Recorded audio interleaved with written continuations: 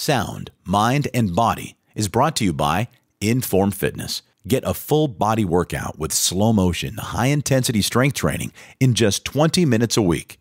For your free 20-minute workout and locations across the U.S., visit informfitness.com.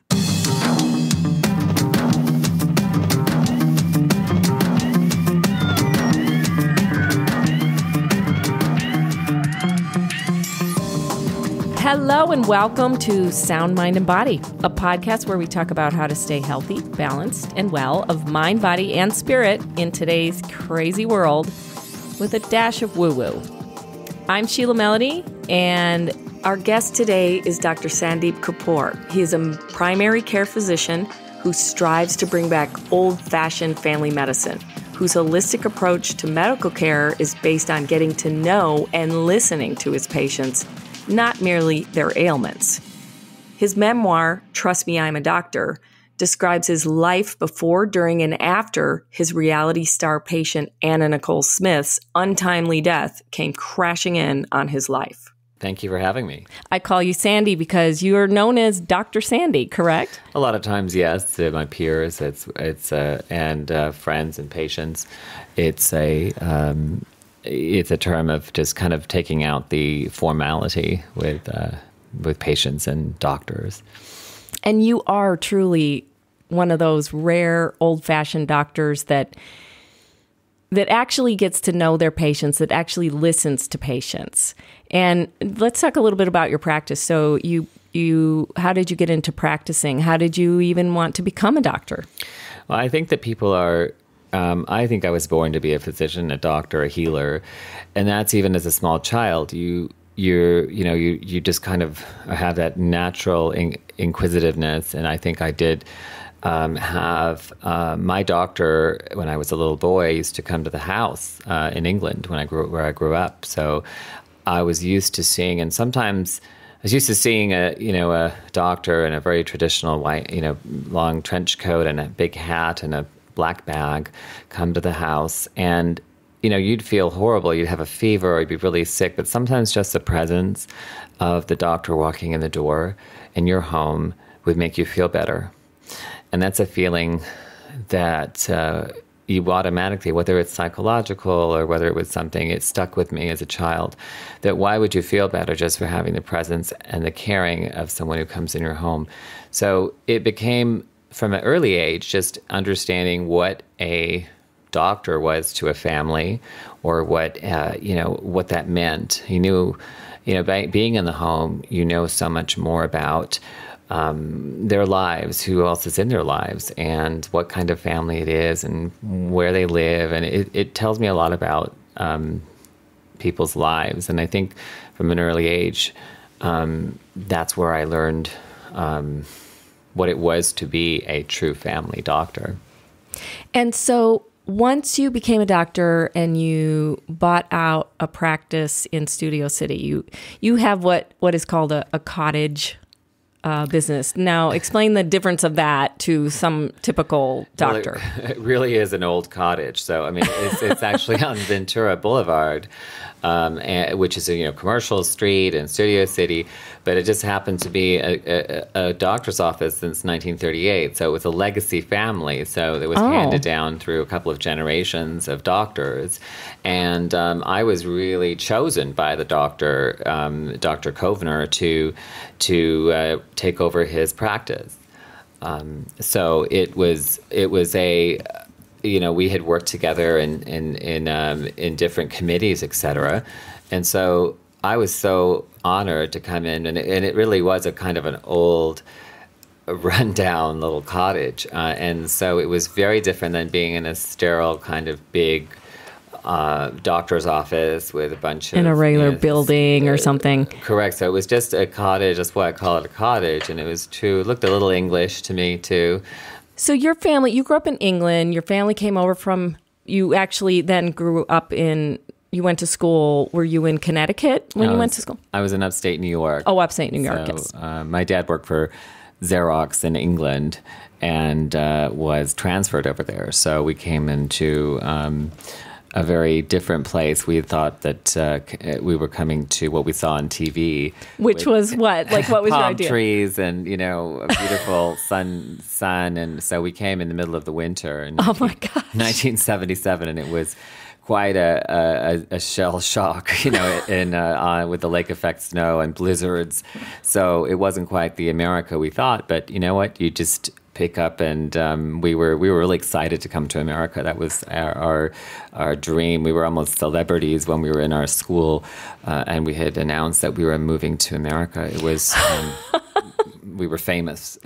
So it was you, your brother, your mom, and your dad. Yes. And a very close family. Yes. At what point did you, so then when you decided to go to medical school, I'm sure your family was very happy about that. Yes, they were thrilled. I mean, I took a little bit of a circuitous route and, you know, was a psychology undergrad, and then I kind of didn't really know what I was going to do with that. And I just, you know, took some time, and I got my master's first in medical science, and did some more work with home care. Actually, was what my thesis was in dealing with elderly people in Boston, Massachusetts, at home, and serving their medical needs. And what I did my thesis on was meeting their psychological needs for people who were homebound.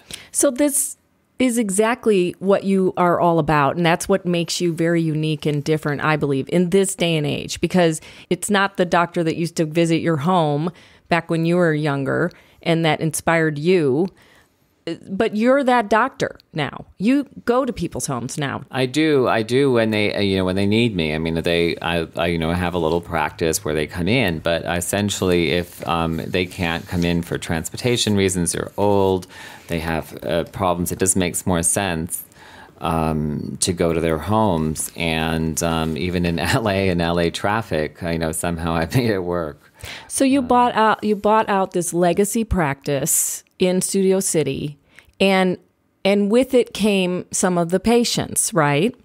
Yes, it came with the patients he'd had for a while, old, young, and it also came with celebrity, one particular celebrity that kind of changed my life for a while. And when you first became aware of this celebrity, she was under an alias name, is that correct? Yeah, she was under an alias name to protect her privacy for the press and her prescriptions, et cetera. And that was already established by Dr. Kovner, the previous physician. And so, of course, we're talking about Anna Nicole Smith. Yes. Right.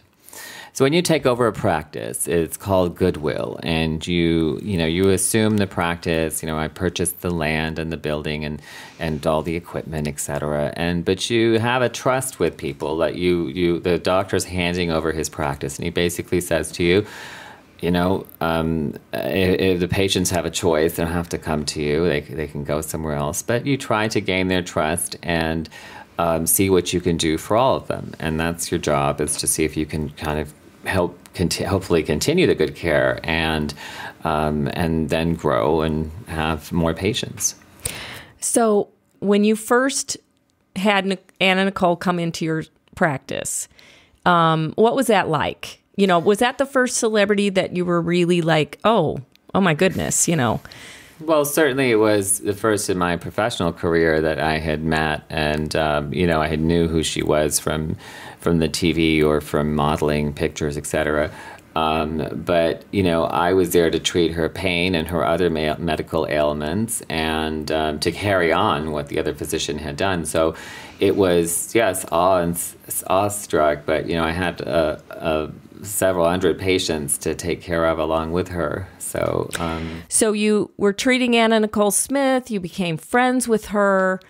Well, I don't know about friends. So this is the whole case. It becomes like friends. I mean, I had one episode that she asked me to participate in a parade with her, which was for Project Angel Food, which is a charity that helps delivers food to AIDS patients at home. And so I had been a part of that before. So she said, hey, we're going into the Gay Pride Parade float, and would you like to come along with me?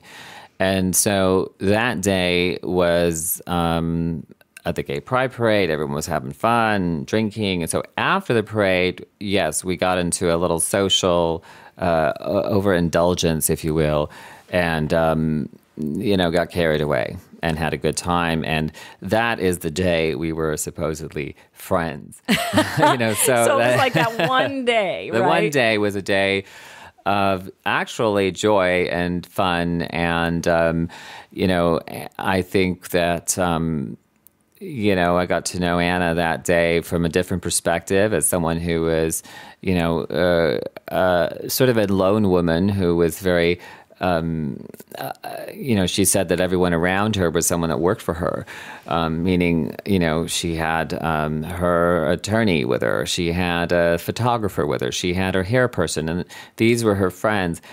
But they really weren't because they worked for her. And she's like, well, I even have my doctor with me. And so I said, well, today, Anna, I'm not your doctor, I'm your friend. So this is where perhaps this gets, and I wrote about it in my journal. So that's kind of where it leads to, and why the book was written in a sense is because I wrote a journal. I kept a journal of, a diary. A personal journal. A personal journal. And it later comes back to haunt you. Yes, it does. Yeah. Hide those journals, people. Yes, yeah. So let's just cut to when. So you decided to have. You had your boys, and let's talk about that decision, because you're a single guy and you hadn't found a partner yet, and yet you wanted to have children. So what brought you to that decision?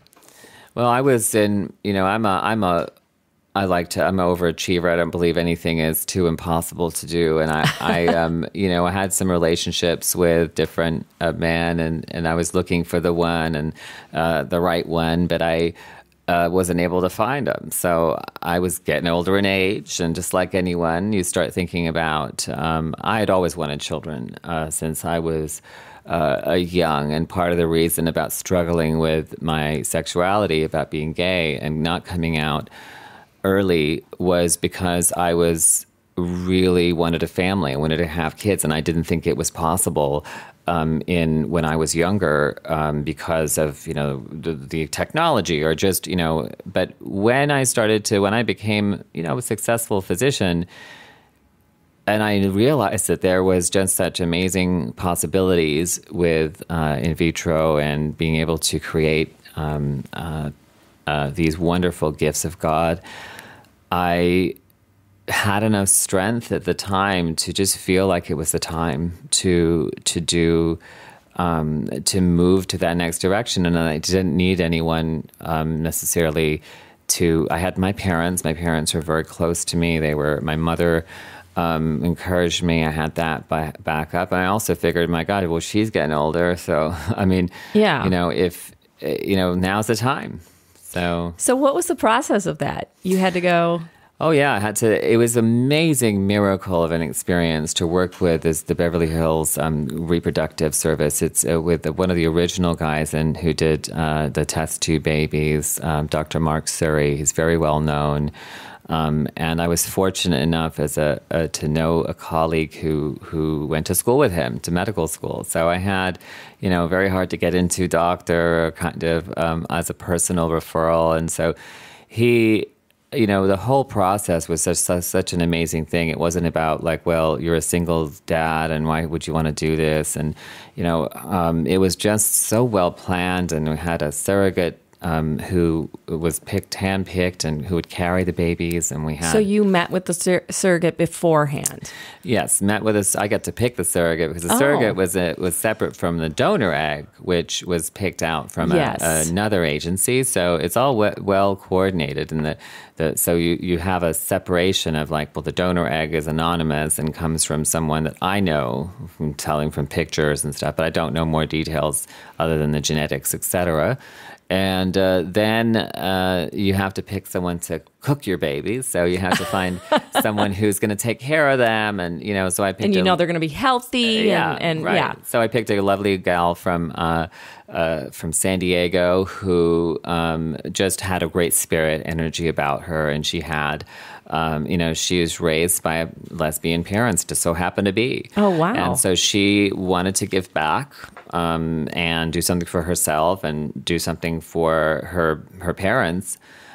She ended up buying him a house with the. Oh my gosh! So it's a great little story, and she lived down in San Diego, but I went down there to see the doctor every time she had a visit, and so it was really a pregnancy, an unusual pregnancy, but it was my pregnancy. So you have the twins. You had twins. You have the light of my life. They are what helps every moment, what helps you go through life, what makes it real, what makes it genuine. What makes you get up every morning. Yeah. Yes. That's what children, to me, had brought.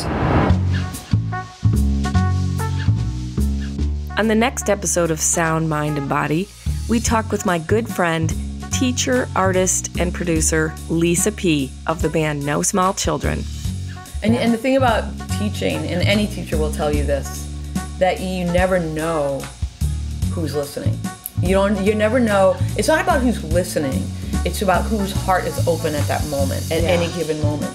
So you have to be really mindful all the time about what you're saying, or because sometimes you think you have a kid that's like just hanging on every word you have, and it turns out it's another kid in the back of the room, and that happens most of the time.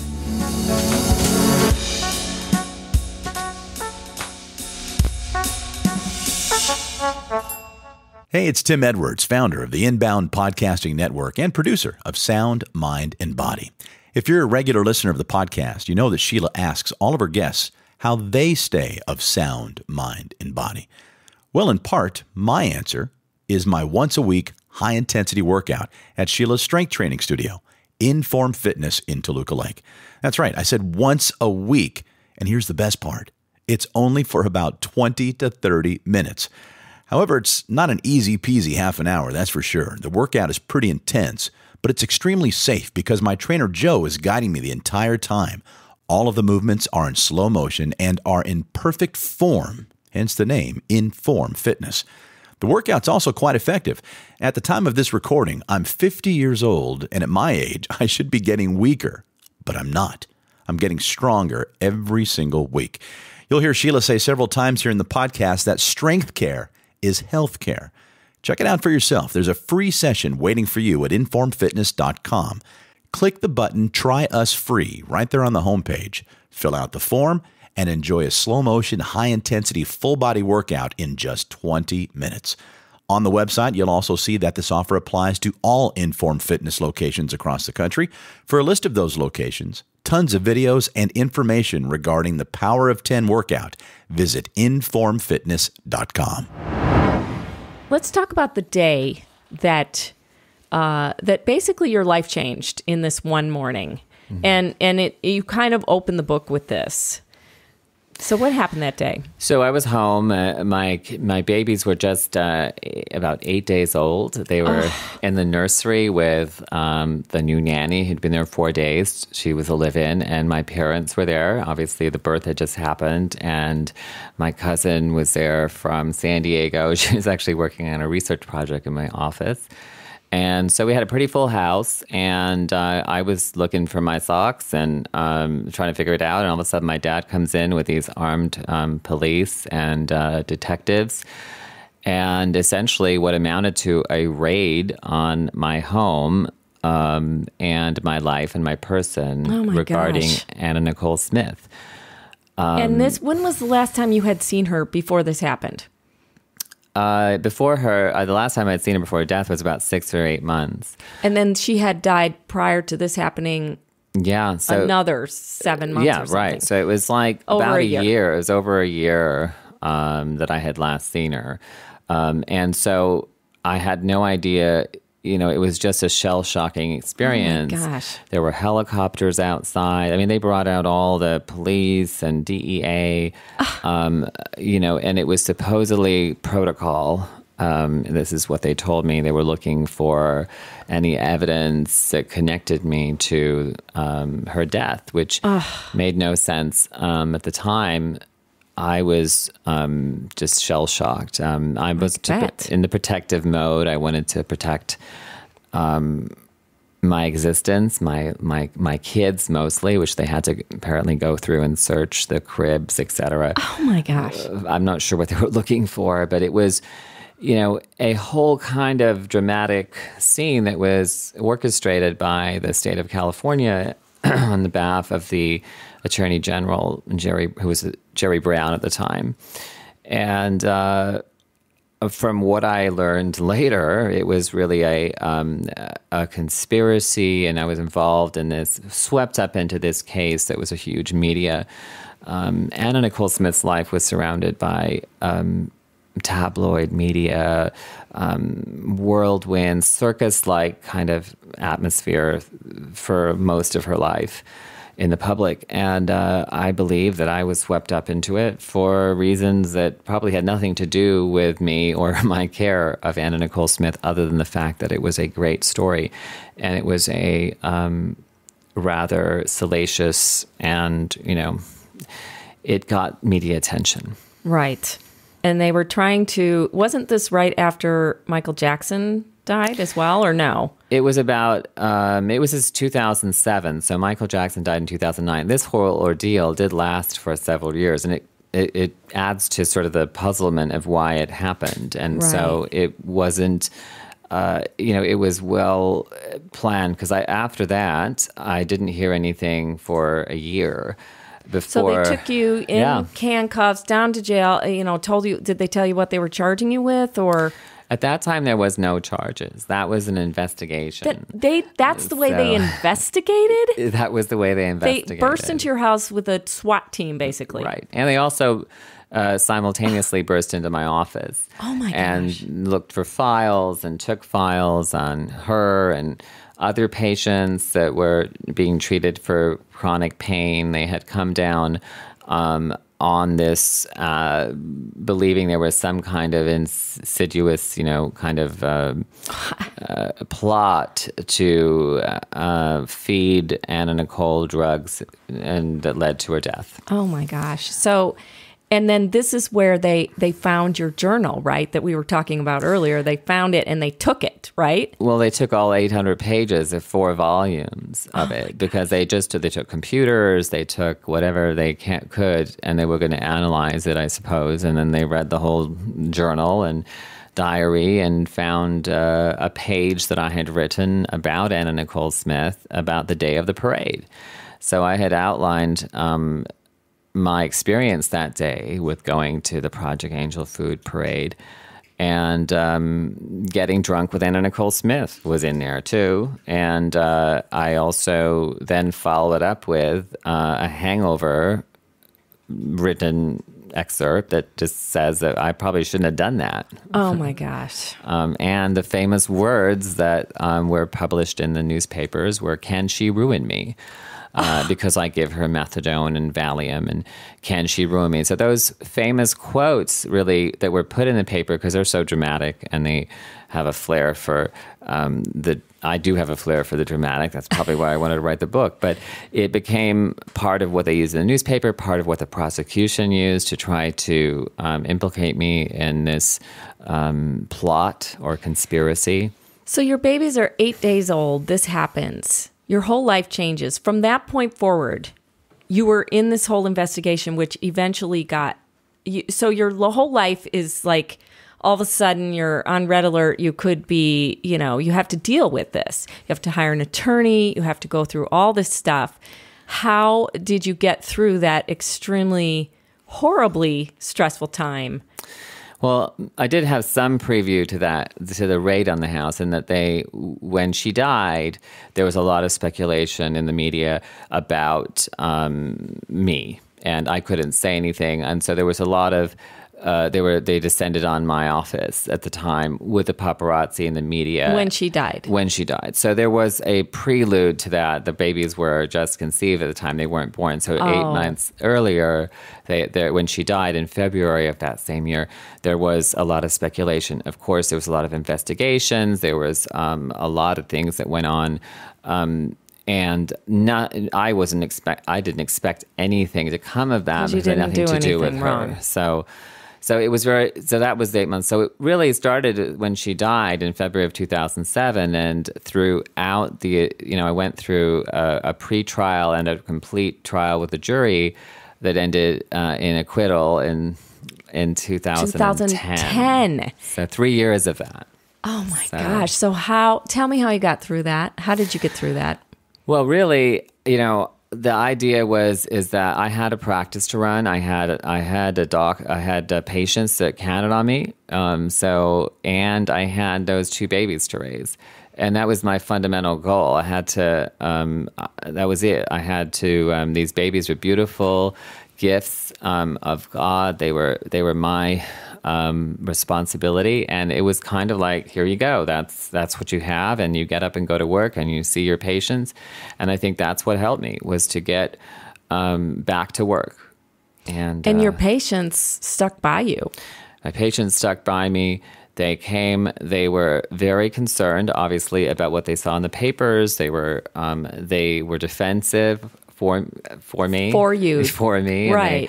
And they, neighbors would tell them, oh my gosh, you're going to that doctor, and this is, are you sure that, he's not going to treat you, blah, blah, and, and it would work to my advantage in the community, at least, in the neighborhoods, and all that knew what a horrible thing was happening, and kind of why it was happening for media purposes or for some other motive than political purposes. Yeah, and probably it was. It was it took about a year before the indictment came down, but it somehow coincided with the election for governor for Jerry Brown. So it became pretty obvious that was part of the political platform. Like he had to be doing something about this, Yeah, it was a way to make an example of what he thought was, to make an example of a chronic addiction and the opiates. And so this is 10 years ago, and it's interesting how it so timely ties into what's going on in the current environment on opiates, and that's a whole other discussion. But part of the reason that I actually wrote the book was to do with chronic pain, and also because I was not, I'm not a pill mill. I wasn't shucking out pills left and right. And I'm not saying that we don't have a problem. We have a big problem. In 10 years, we've just have more people dying of overdoses of not just prescription medicine. Obviously, it's heroin and fentanyl, illegal substances, but we have a crisis. We had a crisis 10 years ago. It just got worse. And so what I think part of what I do is I still treat patients with chronic pain, and I feel that we are missing part of what we need to be doing. So my goal in that is that we try to look for the real root problem in our communities, in trying to help people to be able to get connected with healthcare, really. So you were going through this trial, and you had your practice. You're on trial. You're in the news and on TV and everything at the courthouse. How did you get through those days?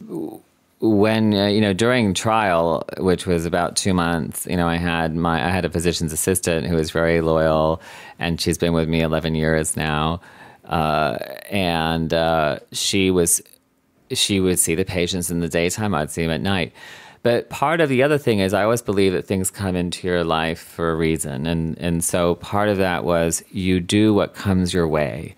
And I had an experience with another celebrity who was of a different genre, a heavy metal artist, Ronnie James Dio.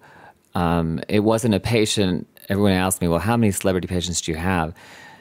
you don't seek out, I mean, there's no reason to want to seek out someone who is famous as a physician. It's just, it's more work, privacy, all that.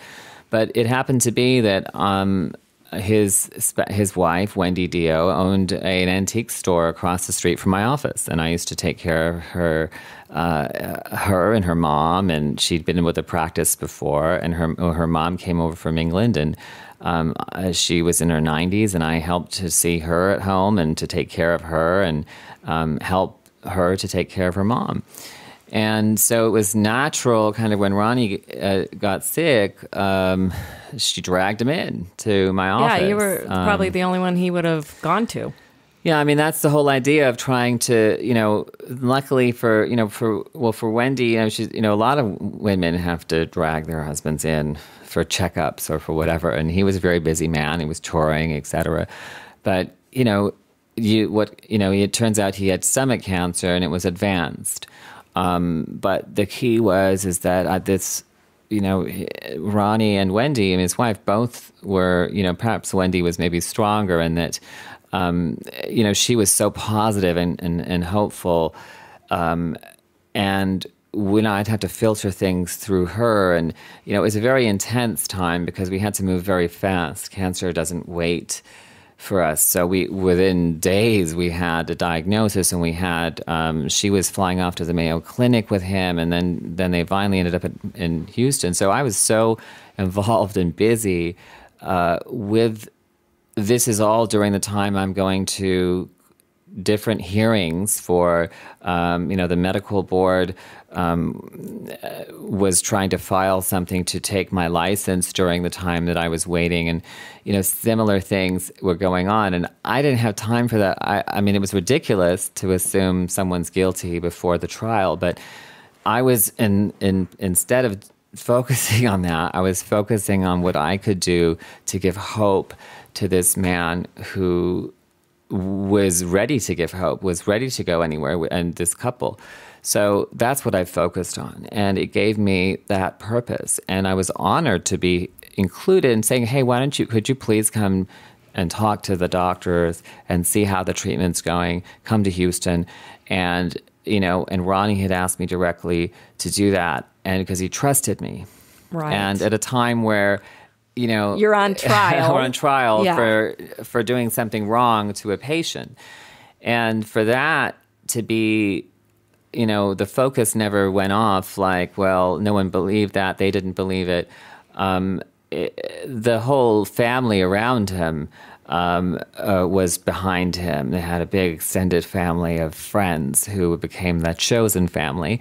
So I got, maybe I got went over the lines, whatever you want to call it, did a lot of home visits. And it was always the hope that he did start to respond to cancer therapy. And that was all through that spring of right before the trial. Right. And when he did pass, it was, through not without trying to fight a huge arduous battle, and always with the belief that he was going to get better.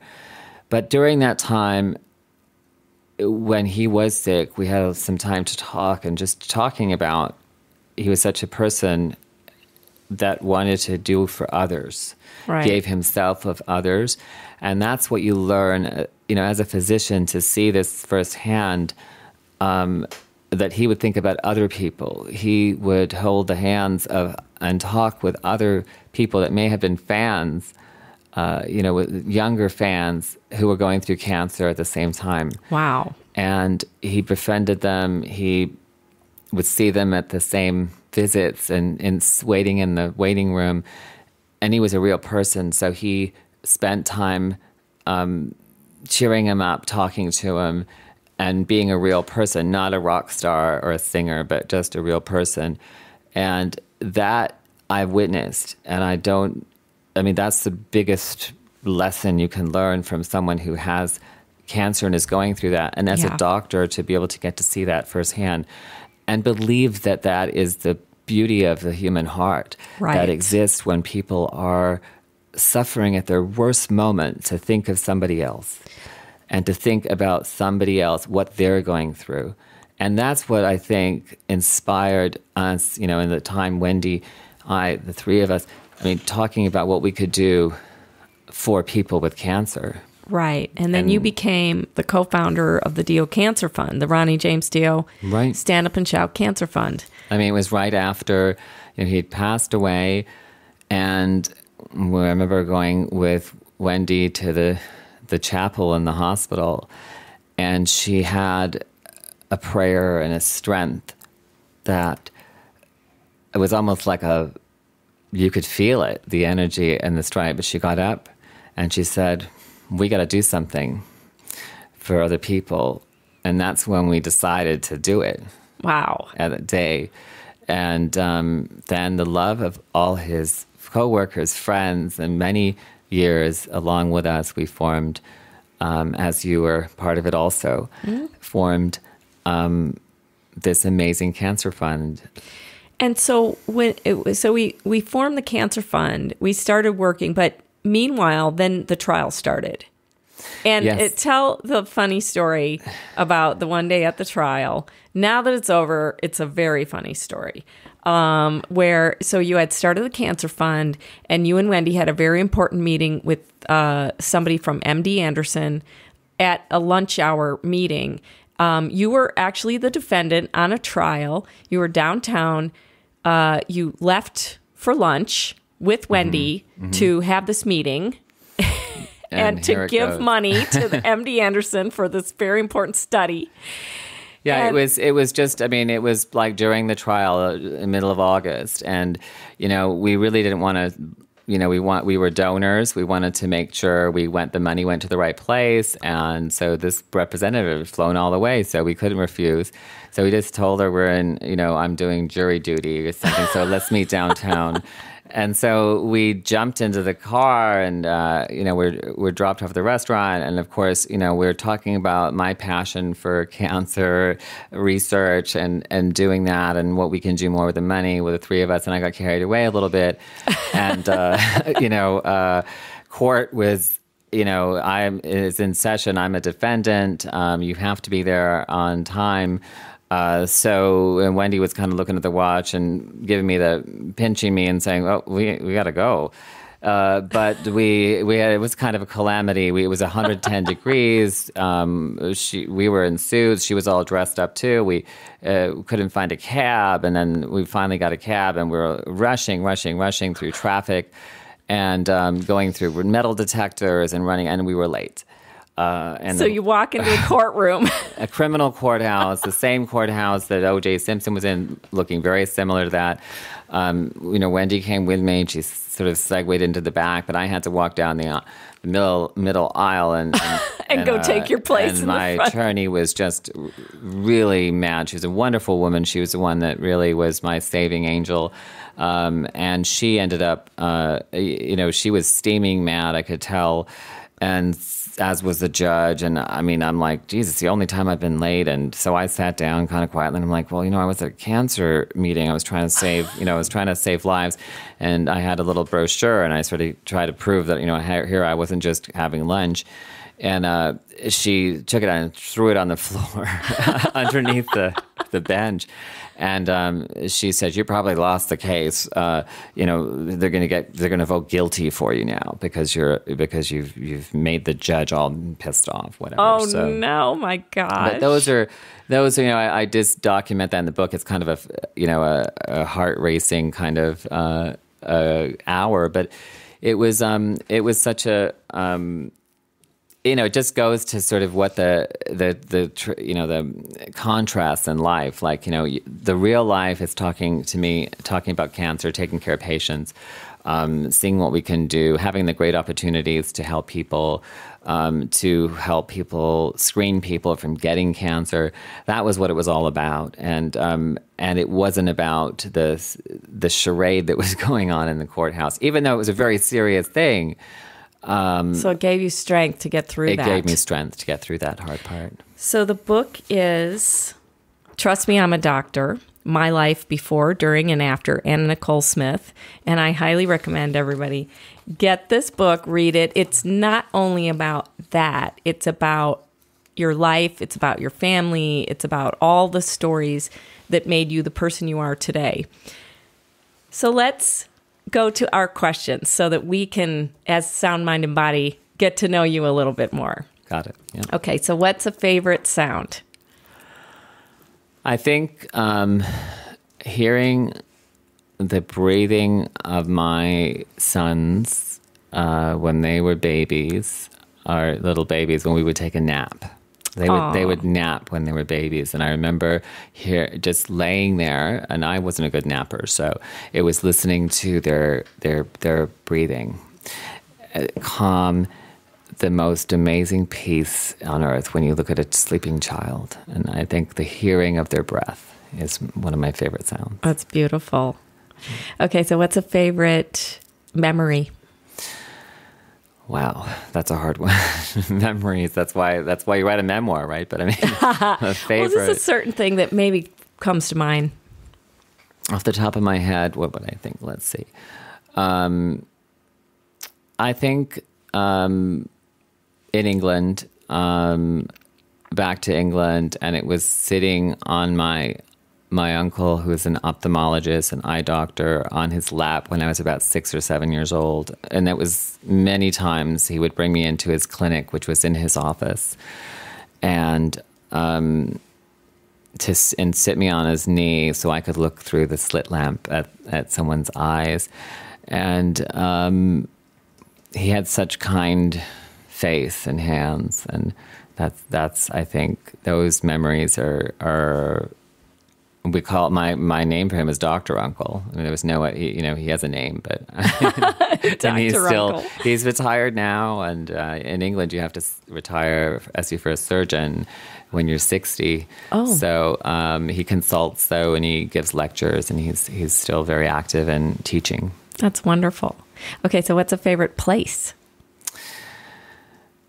That's also difficult because I've been to so many places. I also do travel medicine, which is about global health, and so that is, I would say, one of my favorite places would be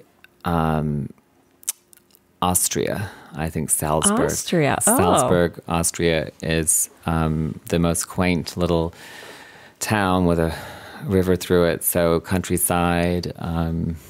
That just seemed to spring into mind out of all the places. Okay. So what's the most woo-woo thing you've ever done? All right. So the most woo-woo thing I've probably ever done was my senior superlative in high school was demon driver. Now, I also was a pretty smart kid because obviously, straight A, all that. So I had a thing about driving, though, so I was very into driving, and I was also younger than everyone in my class because I had skipped a grade. So I was about 14 or 15, and my parents were starting a business in another town, so they were out of town a lot, really working on a restaurant business. So I had access to my mom's car.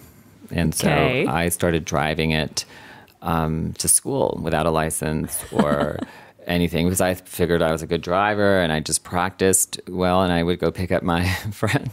And they would each give me $1 for gas because it's this big old station wagon.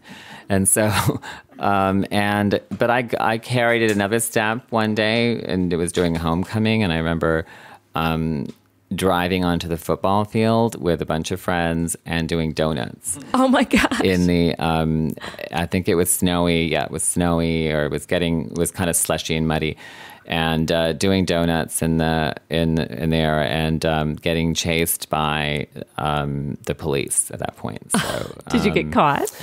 I think it was security. So, so those you can outrun. So campus security. So for the high school, so I did outrun them. So that was probably one of the. I was a little bit of a bad boy in that sense when it came to driving. I like to drive. The demon driver. Yes. Well, thank you so much, Sandy, for taking the time to come and talk to us.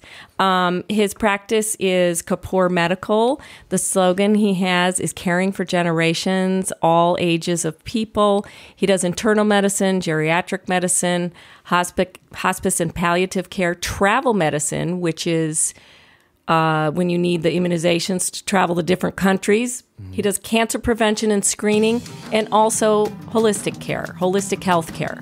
Sandy, we'll have you back again, and we're going to talk about that holistic health care. Absolutely. Thank you for having me. We'd love to hear from you. How do you stay of sound mind and body in your life? What's the most woo-woo thing you've ever done? Do you have a favorite sound, a favorite memory, a favorite place to be? Why don't you record a voice memo or email us at podcast@soundmindbodypodcast.com. Thanks for listening. And please subscribe if you haven't already. And if you like the podcast, give us a review on iTunes. It really helps new listeners find us. Thank you to our producer, Tim Edwards, and the Inbound Podcasting Network. Get in touch. I'm on Instagram at ShiShiMelody and on Twitter at SheilaMelody1. Or find us on Facebook. Search for Sound Mind Body Podcast. I'm Sheila Melody. Join us next week as we explore, enlighten, and evolve.